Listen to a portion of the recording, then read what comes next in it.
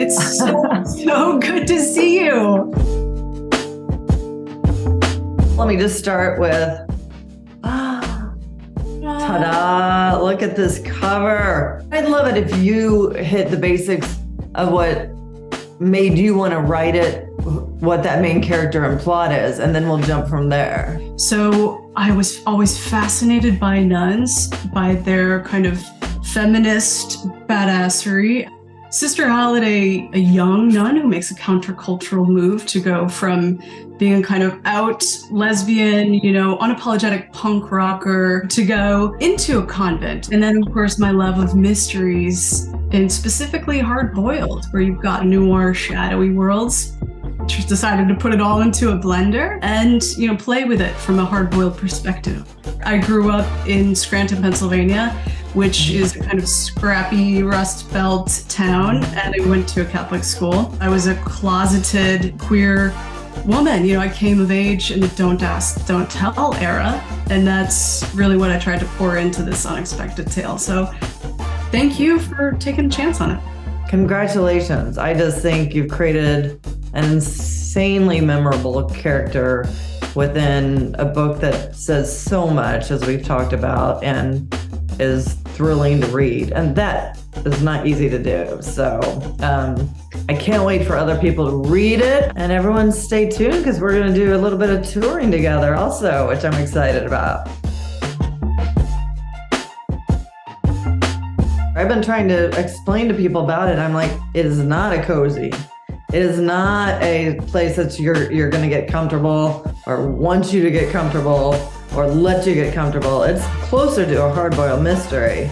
And I love those mysteries. Ross MacDonald is one of my all-time favorite authors. But every once in a while, I feel like I'm trying to explain myself to myself of how I can get over the misogyny.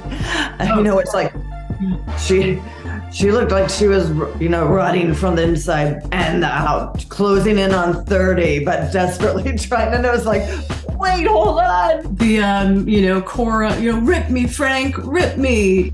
She was a blonde enough to make a bishop kick through a stained glass window.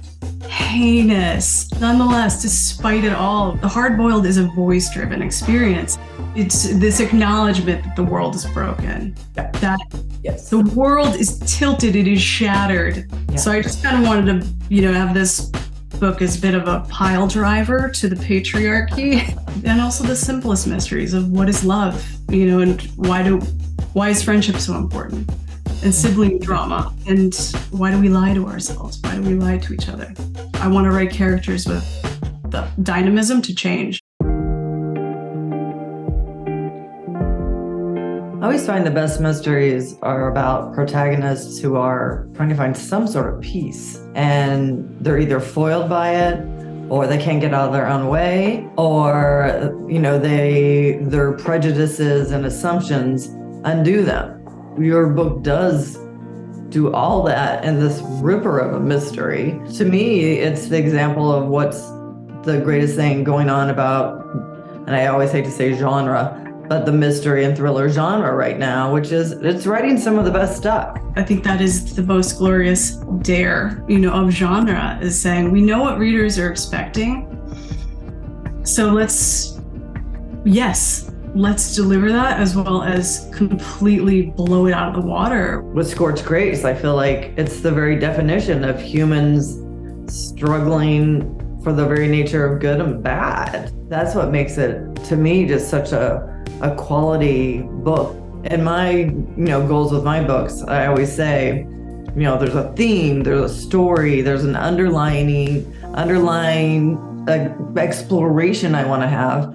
What I want to do, and if they want to read it on a surface level as a pure thriller, that is there. But there's usually more to dig into there in a conversation to be had. I always say, the less you plan ahead of the time with a mystery, the better a mystery you're going to have. Because the part of the magic of writing is having your characters take over a little bit. Did you know halfway through Gone Girl that you're going to change? Is that something that... No, I didn't even have the diary entries halfway through. Amy's diary entries. because I was so scared to do it. That's where my writer's block always comes from, is when I know what the story needs and what I need to do for it, but I'm scared the hell out of actually doing it. So for you in those moments, like what is your North Star? I was a critic. I spent so much of my career figuring out why things didn't quite work. And so I'm able to like target that and then have that moment of feeling like this is going to be in print. Like, go back and fix it. So what's your process? I mean, I'm a masochist, so I start with the poetic images. So it's Scorched Grace, fire, arson, singeing, charring. With the next book in the series, Blessed Water, flooding, drowning, swallowing, and of course the Trinity. This is the first of 3. I should mention that, everyone. First of 3, so get ready.